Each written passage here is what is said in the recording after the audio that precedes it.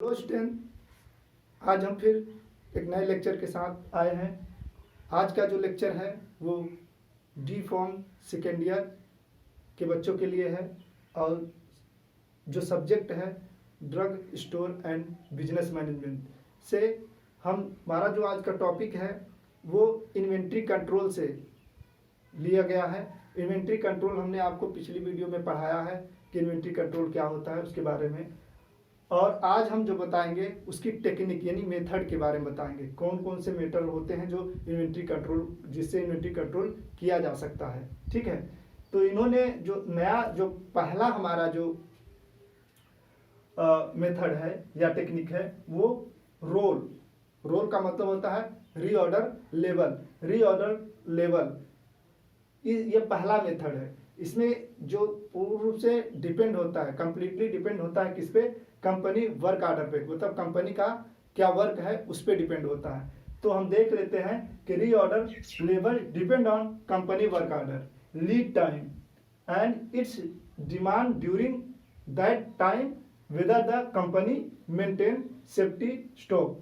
मतलब कंपनी का जो काम हो रहा है वो उसके काम होने के समय के ऊपर डिपेंड करता है कि कौन सा मटेरियल कितने समय में यूज हो रहा है और उस कंपनी में जो सेफ्टी स्टॉक है, जो उसका स्टॉक है वो मेंटेन है कि नहीं, वो उसको किस तरह से मेंटेन करेगा। ठीक है, अब हम बात करते हैं कि जो ये रोल है यानी रीऑर्डर लेवल है वो किन किन बातों पर डिपेंड है। वो है lead time, rate of use और सेफ्टी या बफर स्टॉक या मिनिमम लेवल। ठीक है, तो सबसे पहले हम बात करते हैं लीड टाइम पे।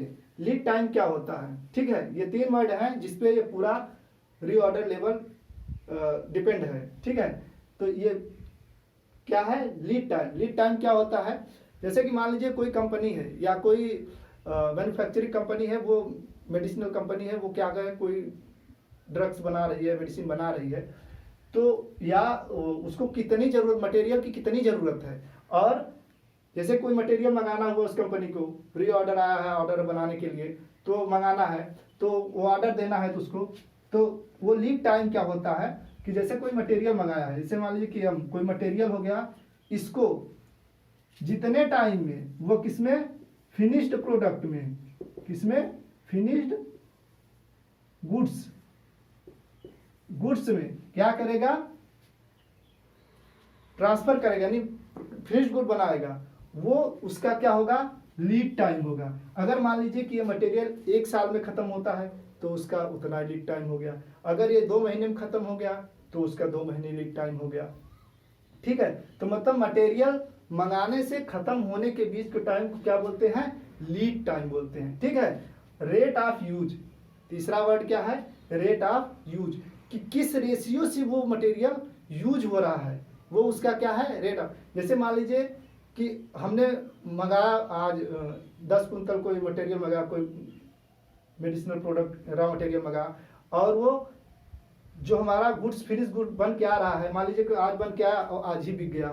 ठीक है, और कोई देर में बिकता, कोई देर में खत्म होता है, तो जितने तेज से खत्म होगा, अगर ये तेजी से खत्म हो रहा है तो उसका लीड टाइम क्या होगा, कम होगा।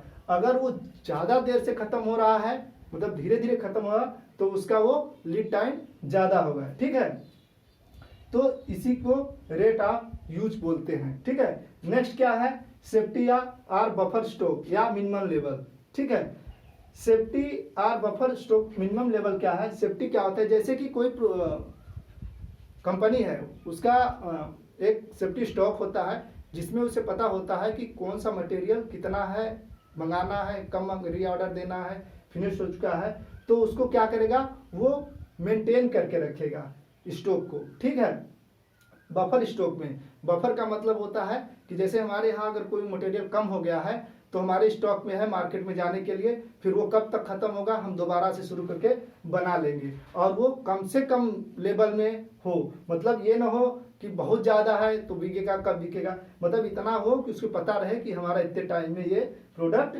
मार्केट में निकल जाएगा। ठीक है, और उसी पे एक फार्मूला दिया गया है रोल का, रीऑर्डर लेवल पे फार्मूला है जो पूरी तरह डिपेंड करता है कि किस तरह से ये मैनेज होता है।